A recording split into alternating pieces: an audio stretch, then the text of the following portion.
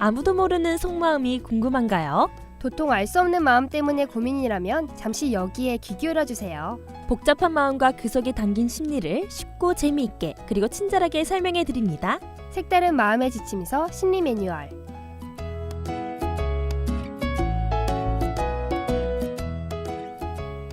안녕하세요. 심리 매뉴얼의 진행자 정소라입니다. 여러분의 속마음을 알려주는 심리 멘토 이돈입니다. 소라씨, 지내고 난제 어땠어요? 저번 주에 벚꽃 보러 갔다 온다고 했잖아요. 아, 다녀왔죠. 정말 좋더라고요. 벚꽃잎이 다 떨어지기 전에 선생님도 얼른 가보세요. 내일까지더라고요. 저도 가고 싶지만 같이 갈 남자친구가 없는걸요. 네? 솔로라고요? 얼굴도 예쁘고 성격도 좋은데 왜 남자친구가 없어요? 눈이 높은 편이에요? 눈이 높진 않은데 주변에 괜찮은 사람이 없네요. 뭐 아무튼 이렇게 기분 좋은 봄날에 남자친구만 있으면 딱 완벽할 것 같아요. 그러게요. 멘토 선생님 꼭 좋은 사람 만났으면 좋겠어요. 그런 의미로 멘토 선생님과 딱 알맞는 노래를 추천해줄게요. 좋아요. 어떤 노래죠? 보로봄이라는 노래인데 가사가 멘토 선생님 이야기예요. 고마워요. 노래도 선물 받았으니 힘차게 시작해볼까요? 네, 그럼 노래와 함께 심리 매뉴얼 6번째 장을 열겠습니다. 파스칼의 보로봄.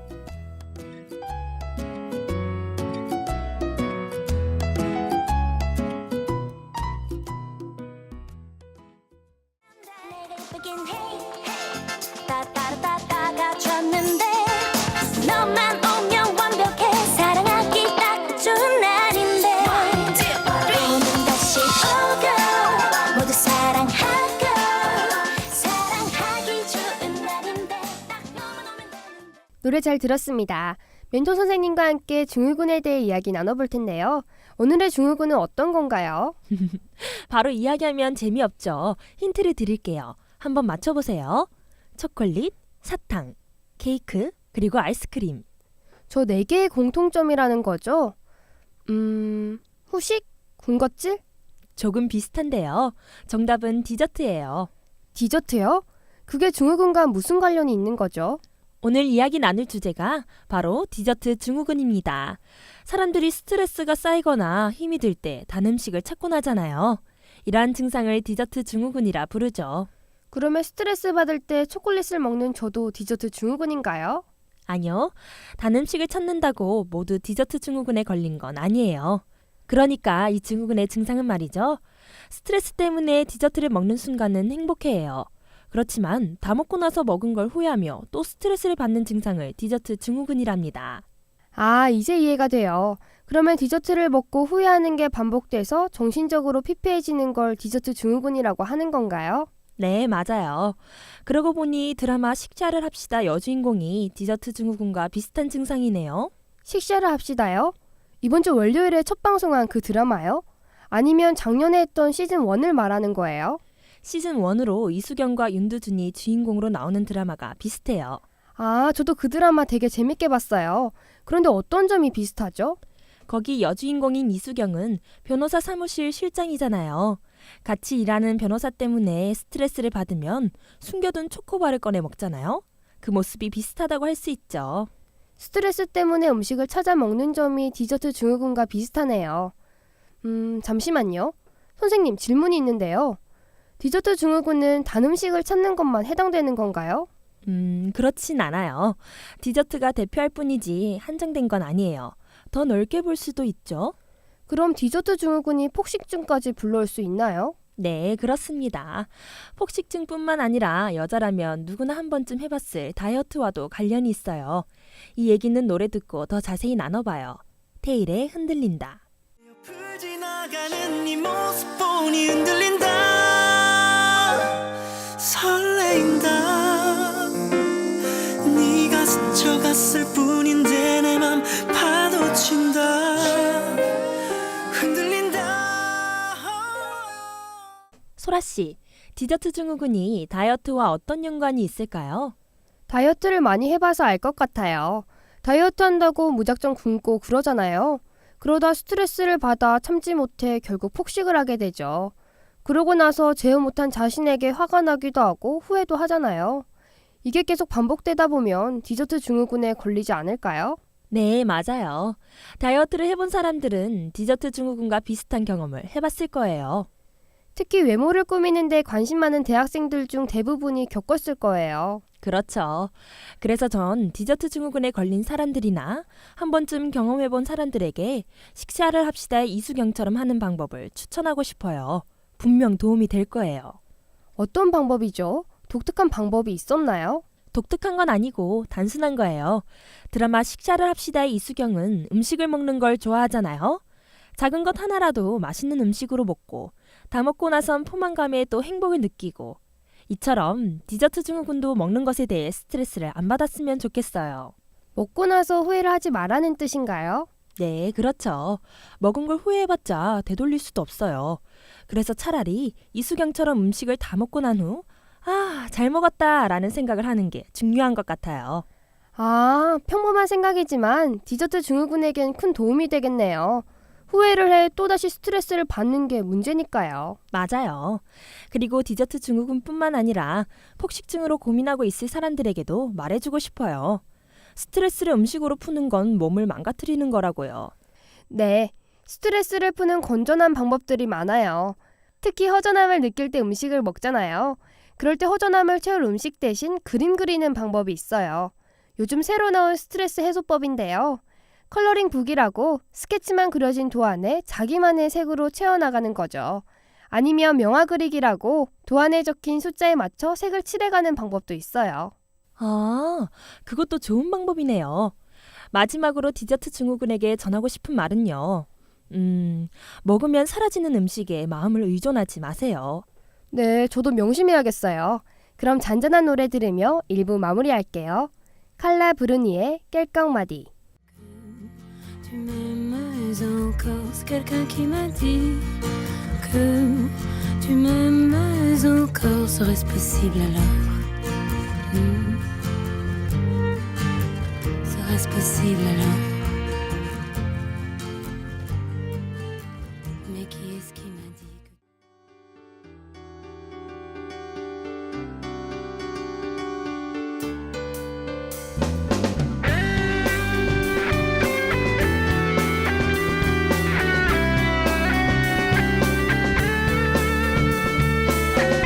참된 방송 함께하는 방송 우리들의 소리 동안 대학 방송 참된 방송 함께하는 방송 우리들의 소리 동안 대학 방송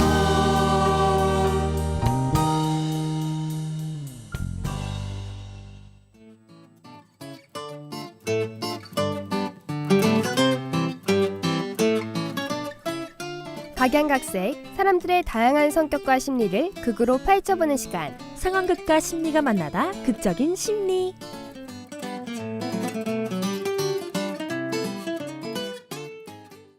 멘토 선생님, 오늘은 어떤 상황극이 준비되었나요? 오늘은 시험을 앞둔 동아인들이 공감할 만한 상황을 준비했어요.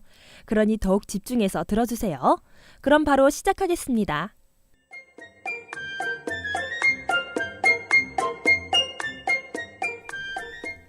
아휴, 소라야, 그거 알아? 벌써 중간고사가 일주일하고 조금밖에 안 남았어. 그러게, 시간 진짜 빠르다. 벌써 시험이라니. 나 아직 시험 공부를 못했는데 어떡하지? 공부해야 하는데 남들은 벌써 공부하고 있을 거 아니야. 난 과제랑 알바 때문에 할 시간이 없었어. 이러다 시 받으면 어떡해? 지금부터라도 하면 되지. 같이 공부하러 가자. 도서관에서 공부하는 중. 이것도 나오겠지? 이 표도 다 외워야 하나? 너무 많은데? 못 외우면 어쩌지? 도훈아, 왜 이렇게 걱정부터 해? 공부하다 보면 좋은 점수 나올 거야. 그래. 그러고 보니 시험 칠 때 학생증 필요하지. 어디 있더라? 지갑에 있나? 없는데? 집에 놓고 왔나? 집에 없으면 어떡해. 재발급하려면 시간 오래 걸릴 텐데. 학생증 없으면 재학 증명서로 하면 되지. 벌써부터 걱정하지 마. 걱정돼서 공부도 손에 안 잡혀. 이러다가 시험 망할 것 같아.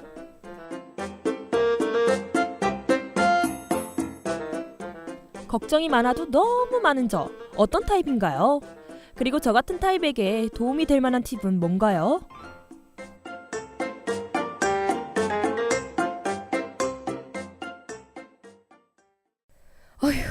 보는 제가 답답할 정도로 걱정이 많네요. 그러게요. 이렇게 무슨 일을 시작하기 전 걱정부터 하는 타입에게 딱 알맞은 이름이 있어요. 어떤 이름인가요? 알려주기 전 소라 씨한테 질문부터 할게요. 상대의 속을 모른 채 지레 짐작으로 믿어 행동한다는 뜻의 속담을 알고 있나요? 지레짐작으로 행동한다? 아, 이 속담 아닌가요? 떡 줄 사람은 생각도 않는데 김치국부터 마신다. 맞죠? 네, 맞아요. 그 속담에서 이 타입의 이름을 따왔어요. 바로 김칫국 타입입니다. 아, 무슨 일을 하기 전 설레발치는 것과 같이 걱정이 앞선다는 거죠? 꽤 잘 어울리는데요? 그래요? 그럼 다행이에요. 그럼 이름도 알았으니 본격적으로 김칫국 타입에 대해 이야기 나눠볼게요. 멘토 선생님은 이 타입처럼 걱정을 많이 하는 성격인가요? 저 정도까진 아니지만 김칫국 타입에 가까운 편이에요. 무언가를 시작할 때 두려움 때문에 걱정이 많아요. 저도요.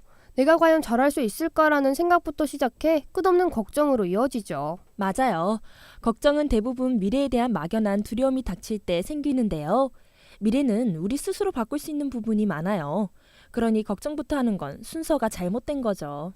아, 걱정하지 말고 자신이 원하는 미래를 위해 실천부터 하라는 말이죠.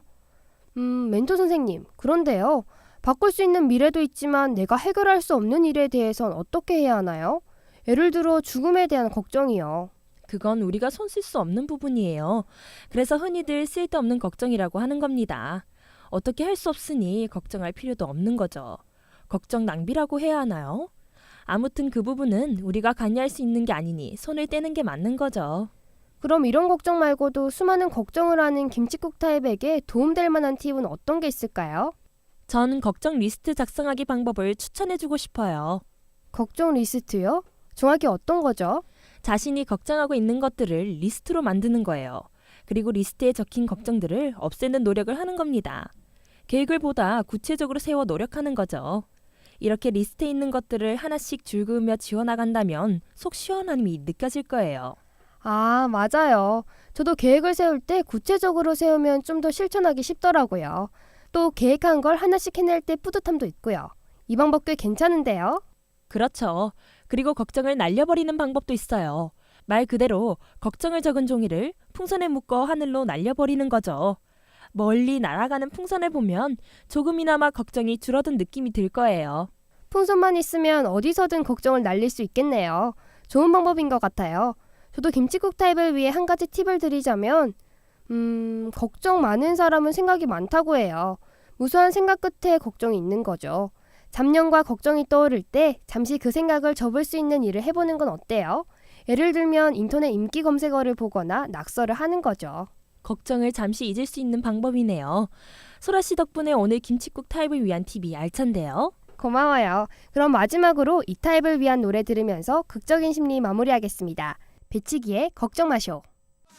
걱정 마요 내 인생은 충분히 아름답죠 내 삶의 향기가 날 미소 짓게 하는데 누군가 내 모습 한심하게 쳐다봐도 이제 좀 신경 꺼주세요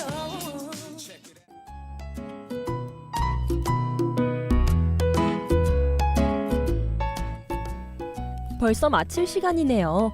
시간이 참 빠른 것 같아 아쉽습니다. 그러게요. 특히 시험 기간으로 인해 심리 매뉴얼이 잠시 쉰다는 게 더 아쉬운 것 같아요. 맞아요. 그래도 시험 치는 동아인을 위한 일이니 아쉬운 마음은 접고 응원을 해야겠죠. 네, 동아인 여러분, 노력은 배신하지 않는다는 말처럼 노력이 빛을 발하는 날이 분명 올 거예요. 그러니 우리 모두 파이팅해요. 파이팅! 그럼 우린 4월 마지막 날 유쾌한 심리 이야기로 찾아오겠습니다. 다음에 만나요.